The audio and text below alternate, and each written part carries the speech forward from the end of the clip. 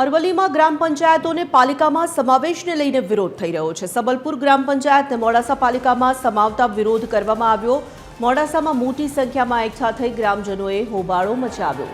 સબલપુર ગ્રામ પંચાયતના 500 થી વધુ લોકોએ રેલી યોજી। કલેક્ટર કચેરી આગળ પોલીસ અને ટોળા વચ્ચે ઝપાઝપી થઈ। કલેક્ટર કચેરી ખાતે ડીવાયએસપી પીઆઈ સહિતનો પોલીસ કાફલો તૈનાત કરવામાં આવ્યો। નગરપાલિકાના સમાવેશના વટહુકમને રદ કરવા માટે માંગ કરવામાં આવી। 22,000ની વસ્તી ધરાવતી ગ્રામ પંચાયતના લોકોમાં ભારે રોષ છે। તાત્કાલિક અસરથી રાજ્ય સરકારના વટહુકમને રદ કરવા માટે માંગ કરાઈ છે। 24 કલાકમાં નિર્ણય લાવવા ગ્રામજનોએ અલ્ટિમેટમ આપ્યું છે। પ્રાંત અધિકારીએ ગ્રામજનોને સમજાવવાનો પ્રયાસ કર્યો।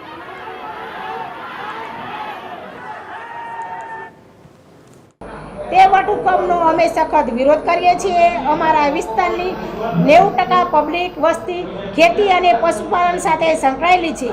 નગરપાલિકાના ઉચ્ચ વેરા ભરી શકે તેમ નથી। આ નિર્ણય ગામજનોને સંમતિ વગર લેવાયો છે।